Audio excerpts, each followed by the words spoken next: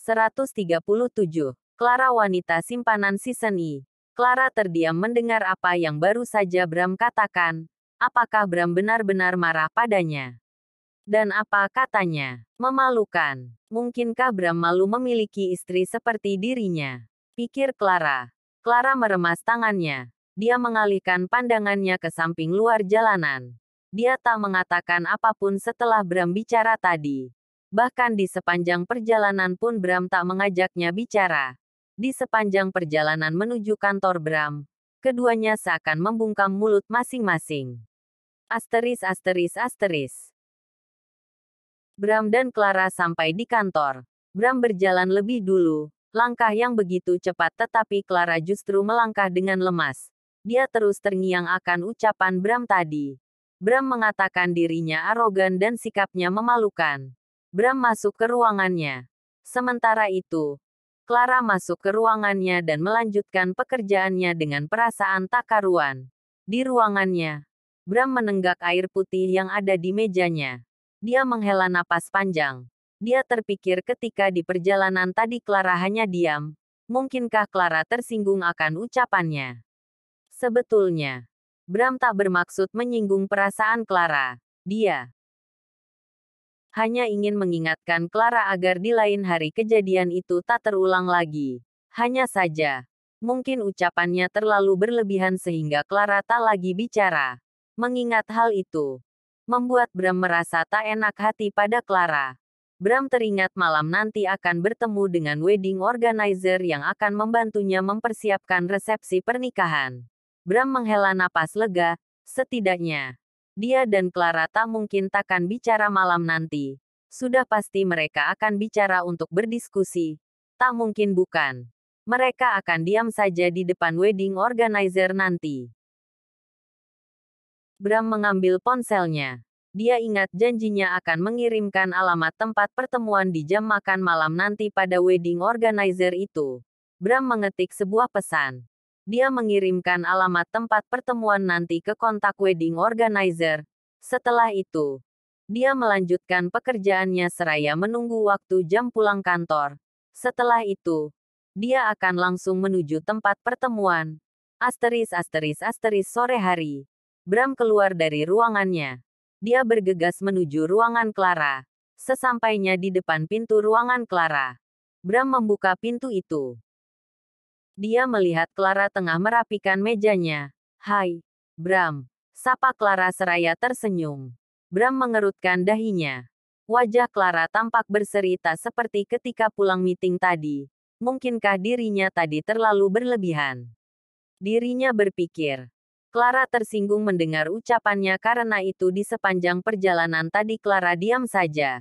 Bahkan ketika sampai di kantor Bram pun, Clara tak masuk-masuk ke ruangan Bram.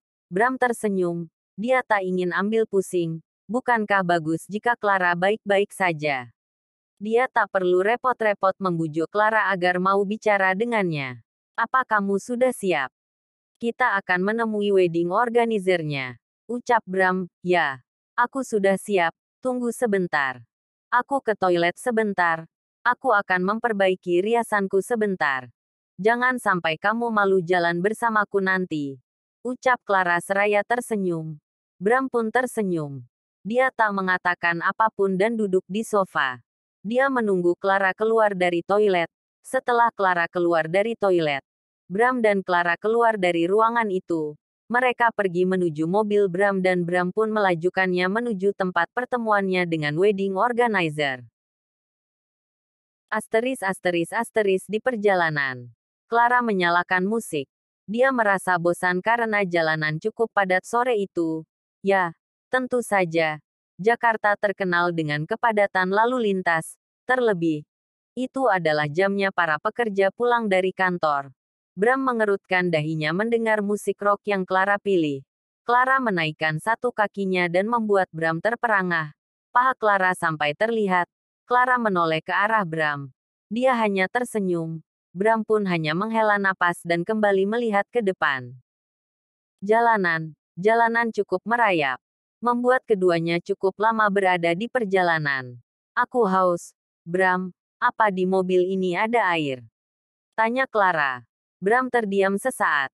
Dia mengingat-ingat, apakah di mobilnya ada air. Bram melihat ke arah dashboard. Sepertinya, di dalam dashboard ada air. Ucap Bram. Clara membuka dashboard. Sementara Bram melajukan mobilnya. Jalanan sudah cukup lengang dan Bram pun fokus mengemudikan mobilnya.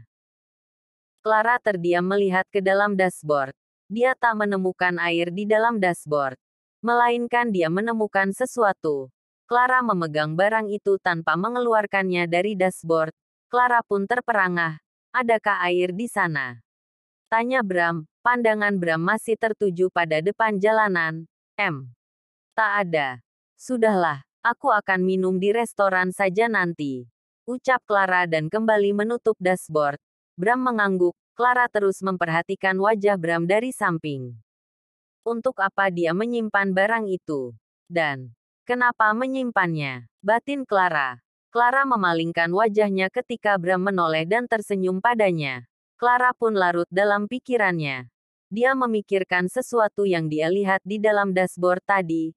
Entah mengapa Bram menyimpan barang itu di mobilnya. Mungkinkah diam-diam Clara menggelengkan kepalanya.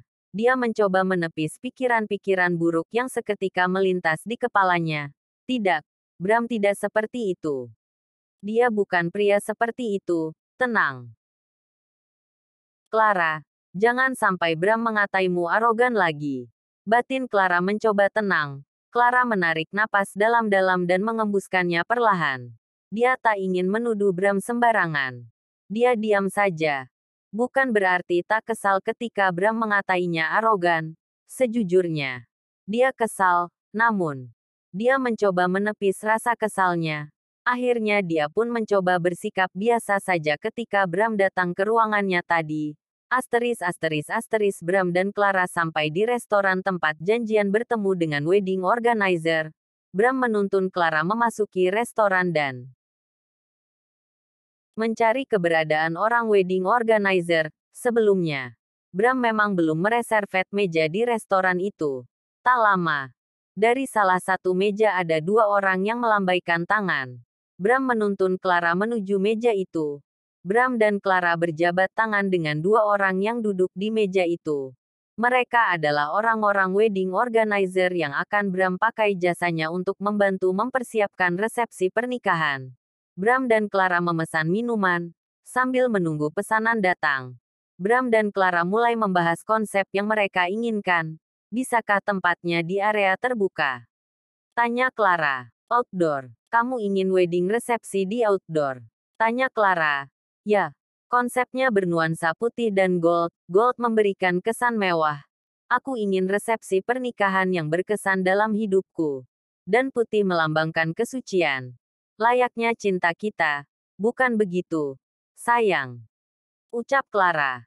Kemudian tersenyum. Bram mengerutkan dahinya. Sesaat kemudian Bram tersenyum canggung. Ada apa dengan Clara? Pikirnya. Tumben sekali Clara memanggilnya dengan panggilan sayang. Clara melanjutkan membahas tentang resepsi yang dia inginkan. Clara ingin resepsi pernikahannya berkonsep outdoor dan pantailah pilihan. Clara. Bali. Ucap Bram dan Clara bersamaan. Kedua wedding organizer itu tersenyum melihat kekompakan Clara dan Bram. Benar-benar pemikiran kliennya itu sama persis. Ya, tentu saja. Mereka adalah pasangan hidup. Sudah pasti memiliki kesamaan pemikiran meski dalam hidup tak mungkin setiap kepala memiliki pemikiran yang sama. Namun, bukan tak mungkin setiap pasangan hidup akan mengerti isi hati dari pasangannya. Bersambung. Jangan lupa subscribe, like, komen dan bagikan ke teman-teman. Semua, Zangelnuts Novel.